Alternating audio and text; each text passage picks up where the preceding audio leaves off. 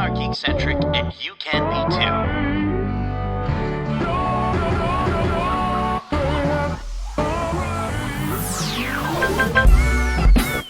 Love ya.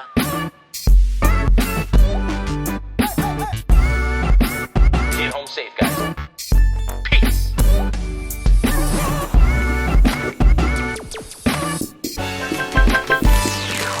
Welcome to the Geekcentric Podcast, and welcome to our special Behind the Geeks episode for Avatar, Fire and Ash. My name is Justin, and if you're joining us for the first time, well, we are Geekcentric, a podcast covering the world of movies, TV shows, toys, collectibles, gaming, and all things geek-centric. And today's episode is a very special Behind the Geeks episode, as it's featuring two sit-down interviews from the world of Avatar, Fire and Ash. We're kicking things off with Stephen Lang, who joins us to talk about returning as Colonel Miles Quaritch. We dive into whether Quaritch truly sees himself as the villain, how real-world influences helped shape the character for Stephen, what it means for him to now exist as a Na'vi, and why audiences continue to be drawn to Quaritch across the Avatar saga. And then, genuinely a bucket list moment for myself, I sit down one-on-one with the legendary James Cameron, the director, writer, producer, innovator behind Avatar, Fire and Ash, and of course the entire series. But of course, if you know James Cameron, then you know that's just the tip of the iceberg, pun intended, because he's also the director of Titanic, Aliens, Terminator 2. The guy is legendary. I had the chance to talk about how he balances groundbreaking technology with story, how performance capture continues to evolve emotional authenticity, his collaboration with Oona Chaplin in shaping the Ash people, and whether he feels the pull towards traditional live-action filmmaking. I have to take a moment here and thank our friends at 20th Century Studios Canada, and by extension Disney Studios Canada, for setting up this interview and hosting this junket here in Toronto. It was an absolute dream come true to talk with James Cameron and Stephen Lang in person about this film. So I can't thank them enough. We can't thank them enough for what's been a fantastic 2025. As I mentioned, this is a sit-down interview, so which means there is video. You can go to our YouTube channel at youtube.com/geekcentric. You can check out the video version of the interviews, which are available now. Our Avatar, Fire and Ash spoiler-free review is out now on podcast feed. So if you haven't seen the film, check out our episode before you head to theaters and see this film. And you got to see it in theaters. Like the amount of effort that James Cameron has put into making this a theatrical experience is next level.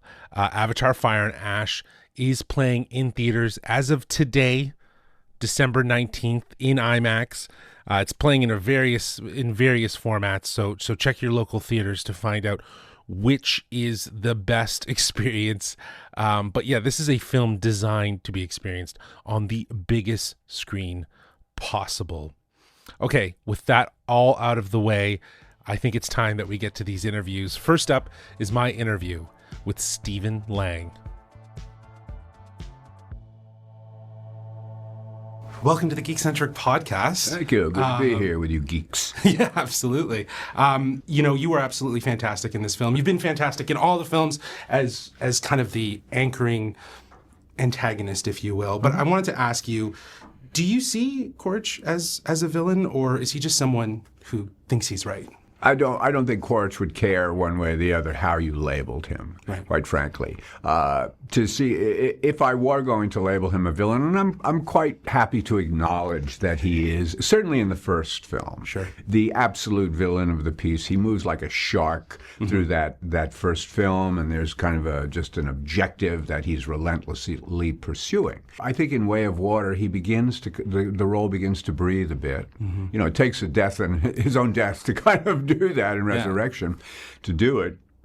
And then I think things come into full-blown expansion and depth in Fire and Ash. Yeah. So I just think, you can label him antagonist, villain, bad guy, but it doesn't really cover the waterfront. You know what I mean? There's just a lot more to him. Yes. Yeah. But he will always, I believe, retain that essential Quaritchness, which encompasses brutality, callousness, coldness.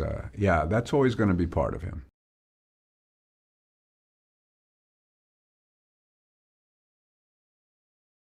Or anything? I think the glib answer to that is Jim Cameron. Okay. But it's not entirely true. Of course, Quaritch is a manifestation of Jim's thought and imagination, just as every character in it is. But I can't say I did. I mean, I have been. I know there have been military figures both in cinema and literature and in life who I have been aware of and interested in. Everyone from Patton, both the real Patton and Patton as personified by George C. Scott, to Bobby Duvall, in Apocalypse Now. Yeah. But I'm not. I've never set out to. To emulate even them, let alone imitate them. There's a passion to Kirk Douglas's performance in Paths of Glory, which is totally not Quaritch at all, but just the sort of the passion and the anger and rage of that character is interesting to me. And if we were sitting here talking about it, I could come up with 5 or 10 more kind of easily. To connect those dots, Absolutely. Right? Yeah, you're a product of everything you've absorbed over the years. 100%. It's always about taking what inspires you and kind of adopting it. Now, you mentioned, that now that Quaritch is kind of a Na'vi recom, do you think that transformation has changed how he sees the world? Yes, I do. I think he's come to a realization that he needs to go to this world, that this world is not going to come to him, and he learns. Right. He's a stubborn son of a gun, so he doesn't necessarily learn easy, but he has learned, and he has embraced it, and he is seeing Pandora with, Jake keeps telling him to open your eyes, see it with new eyes. Well, he has opened his eyes, and when he finally arrives at the Ash camp among the Mungwat clan, he's able to kind of breathe almost a sigh of relief because he's finally in a milieu, in an environment that is native to him, which is to say the smell of conflict, the sulfurous atmosphere of war is all around him, and this is something that he can relate to. This is how he's lived his life. Yeah, I love that point because it does feel like when he enters the camp, he's kind of at home. He's found a place for him. Exactly. I mean, he's found his place on Pandora. Right, absolutely. Well, speaking of the Ash people, Oona Chaplin brings such a primal, commanding energy as Rang. What was it like playing opposite of her? Because it feels like your character sort of changed and kind of gets a little more comfortable being a Na'vi. Yeah, it was unique. It was a privilege because she's an actor of the absolute highest order, One of the things I do think about her was very apparent is she's a deeply and beautifully schooled actor, a well-trained actor, and she has the intuitive genius to sort of throw her training completely out the door and just kind of be present. I would say that that's true of every actor we have in this, of the female variety, the men as well, but certainly when you're talking about Sigourney, Zoe, Kate Winslet, they all have that quality. They're fierce and able to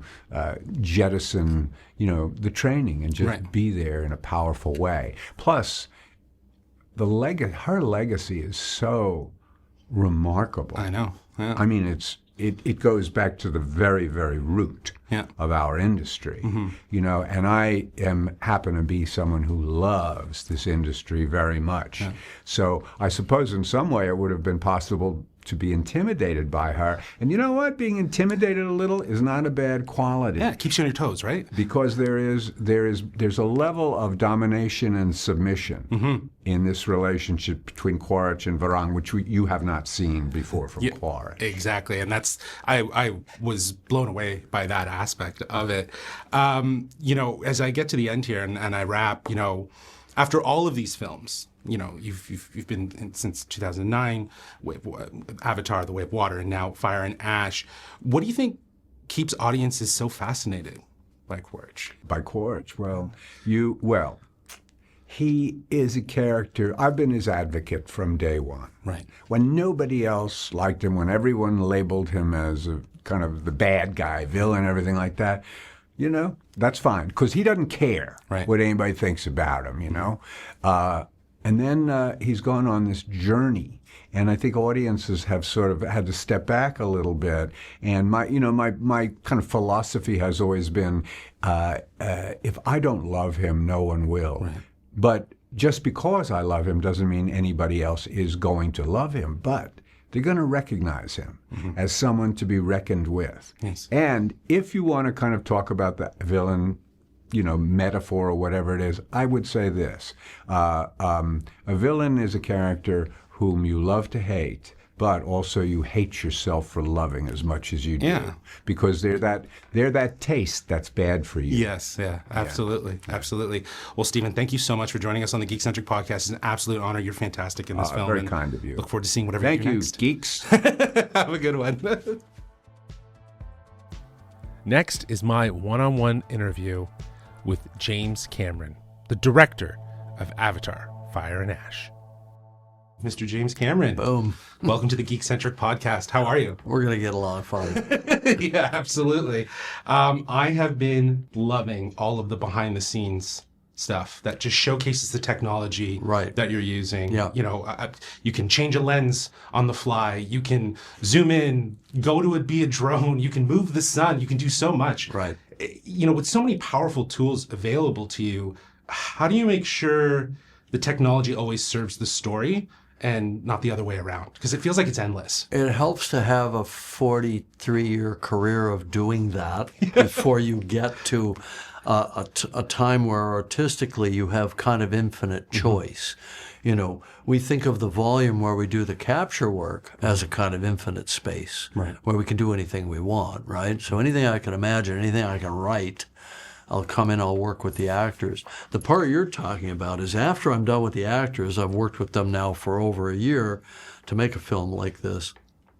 Then I go off and I do all the camera coverage separately from the acting, which I think is one of the things that's emerging from, these kind of making of and behind the scenes things. People are starting to understand how we actually do this, which is great. Yeah. I've kept it secret up until now. Not that it's a big secret in the VFX world, of course, it's not. But I think from a public-facing perspective, we've been pretty secretive about it. And I did that because I didn't want to dispel the magic of the movie-going experience itself. But in an age of generative AI where we don't know what's what, I felt it was really important to show what we do with the acting part of the process and how important that really is. Yeah. But in terms of your question, when you have all these choices, you can do it all later, you're just guided by an aesthetic, and the rule I use is how does this shot that I'm making right now serve the narrative in this exact moment? And then I challenge all the VFX guys are going to work with my shot choices downstream to be storytellers and to think storytelling within every single shot that they do. Like, what's important and what do I want to see and how do I want to highlight that with the lighting, and so, I challenge everybody along the whole chain of artists to be storytellers with me. That's incredible. Now, one of the things that also stands out to me about all of these films, especially in Fire and Ash, is the emotional authenticity. Yeah, exactly. It grounds the spectacle in a lot of ways. That's great. You're doing all my answers for me. Well, there you go. Well, I feel like what's interesting about it is, it's just how everything is captured. How has the technology evolved to better capture those subtle? The big jump was between movie one and then the sequels. Right. So we did a big R&D, 5 years of R&D to improve our performance pipeline, especially in the facial, but also full body development. So really looking into like how the neuromuscular system of the face and the neck. In my mind, the face ends at the clavicles because of the tension in the throat and all of that sort of thing. You really see it with Jake and you see it with Neytiri and so on. And so we got the technology very mature, and then we just blazed through the two films. So Way of Water and Fire and Ash were done together as one big production. Right. So we don't see a giant jump between the two movies, but we see a refinement process. Yes. You know, my goal is never ending, which is to get 100% of what the actors are doing into their characters on the screen. And my goal is to make it as invisible technologically as if it were makeup. Yeah, it feels like that. Yeah. That's what it exactly feels like. Yeah. You know, you mentioned Zoe Saldana. You know, you and her worked closely to kind of develop the physical language of the Na'vi.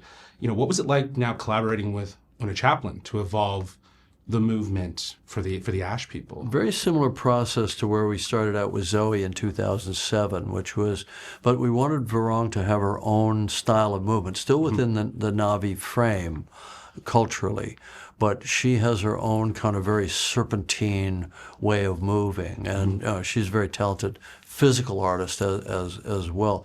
The thing about Oona that's amazing is she's classically trained, RADA, you know, the Royal Academy of Dramatic Arts in England, so highly trained actor who then just let it all go and just kind of went into a place that is very dark for her, very different from who she is as a person. She's one of the warmest, most centered people you'd ever want to meet, but she was able to just let herself off the leash and let her id take over, which was perfect for that character. It does feel like performance capture must allow for a little sense of freedom, and that you total could, freedom. Yeah, See, and just watching her and Stephen Lang, we call him Slang.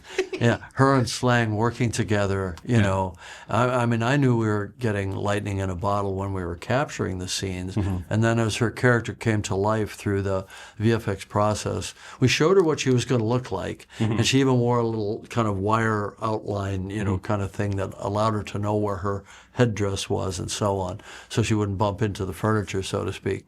But as that character came to life, I started to notice a lot of nuances in her work that I hadn't noticed while I was framing the shots through the whole kind of virtual stage of the production. But I'm very, very proud of what she created, and she and Slang created together. Yeah, their dynamic was compelling. And I told them, you guys are going to be the power couple from hell.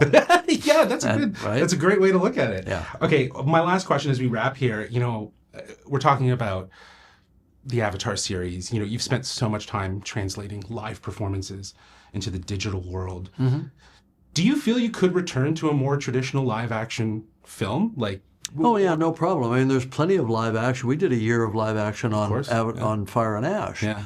Right, so we build sets. We've got Jack Champion. We've got some of the other characters, you know, in those sets. You know, including, you know, Ian Garvin, the marine biologist, and stealing the bulldozer and getting into big arguments with the general and all that sort of thing. And you know, so there's live action within it. Right, within it. And the thing is that for that we use the actual stereoscopic cameras that we've been developing in parallel with all this other stuff. Right. And I love hand-holding, you know, hand-holding the camera. So I'm always driving them to make sure that they don't get too big and too heavy. And, you know, I love operating, so live action is still a big thrill for me. Yeah, that's amazing. Well, this has been a big thrill for me, Mr. Cameron. Honestly, if you told me 2025 I was going to wrap my year with a bucket list interview with one of the greatest, I am so humbled for you to join us on the Geekcentric Podcast. This has been great. Well, thank you. Thank you. Great Have questions. a great one. Okay, good one. Good to meet you.